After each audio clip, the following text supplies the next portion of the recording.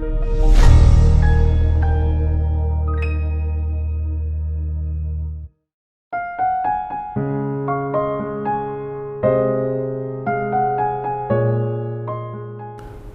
pagi, sahabat rohani HKBP Jatinegara. Sebelum kita mendengarkan firman Tuhan, terlebih dahulu kita berdoa.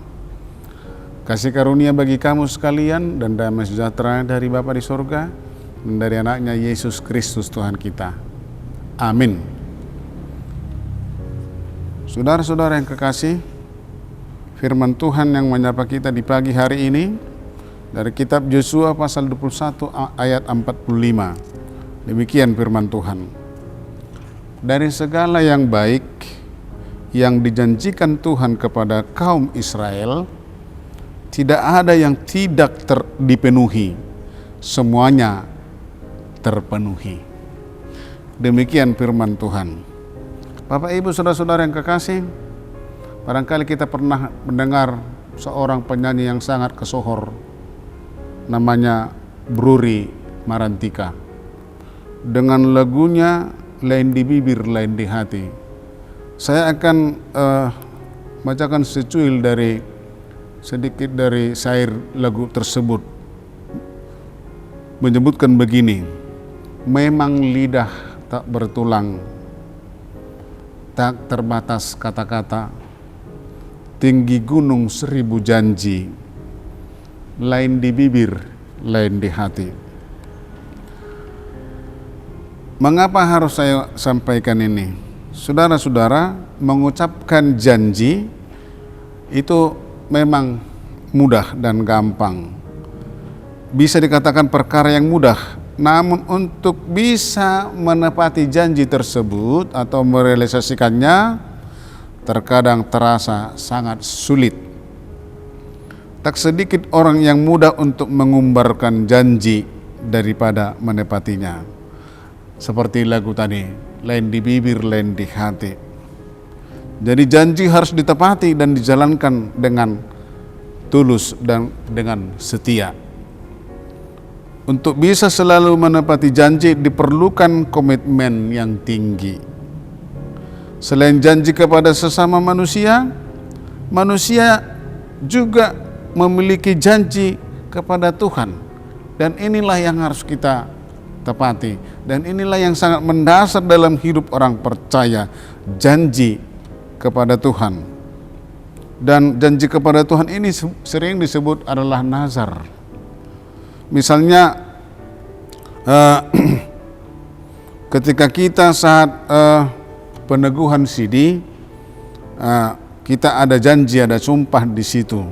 Ataupun ketika pasangan hidup suami istri menerima pemberkatan nikah, di situ ada janji.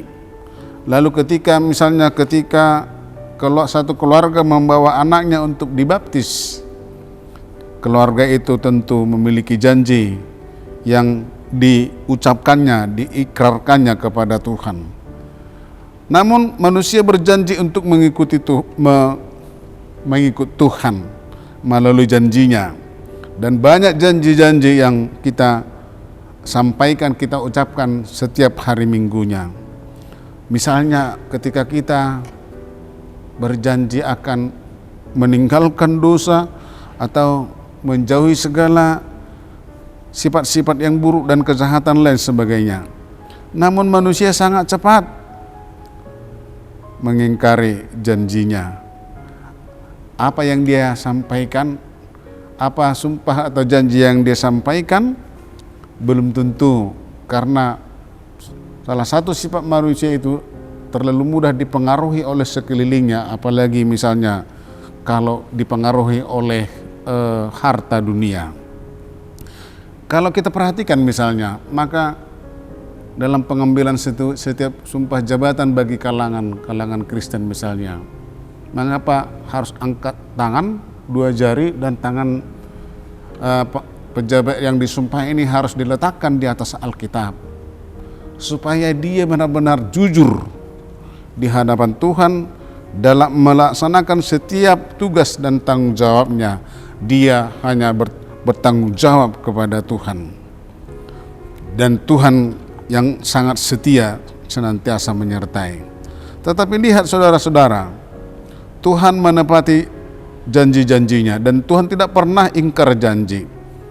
Apa yang telah disampaikan kepada Abraham misalnya, janji keturunan dia tepati, janji memberikan tanah perjanjian tanah Kanaan dia tepati, janji berkat dan nama yang besar dia tepati. Kalau kita baca dalam Kejadian pasal 12, bangsa Israel melihat janji-janji Allah di sekeliling mereka. Bagaimana Allah melepaskan mereka dari perbudakan semasa di Mesir dan memelihara mereka di padang gurun dalam perjalanan hingga sampai ke tanah Kanaan dengan menyeberangi sungai Yordan dan menaklukkan setiap musuh yang mencoba menghalangi mereka, dan kepemilikan tanah yang berlimpah susu dan madu. Bangsa Israel menyadari bahwa Allah mengasihi mereka dan selalu menepati janji-janjinya. Setiap janji yang Tuhan berikan kepada Yosua menjadi bukti real dan kenyataan. Yosua dan seluruh bangsa Israel menuju negeri yang Tuhan berikan kepada mereka, yaitu tanah Kanaan.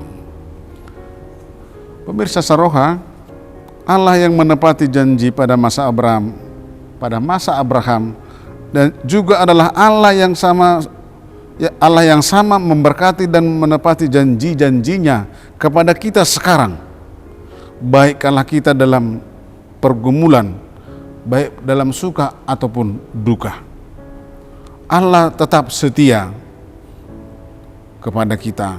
Karena Allah yang setia sudah mengutus anaknya untuk memberkati kita dan menganugerahkan hidup yang kekal. Karena Allah yang kita sembah adalah Allah yang setia dengan janji-janjinya. Kita pun tidak perlu ragu untuk datang kepada Yesus, karena Yesus setia kepada kita dan setia mendengarkan kita. Oleh karena itu, kita harus benar-benar setia. Kesetiaan kita harus berpatron pada kesetiaan Yesus dalam senantiasa memberkati kita.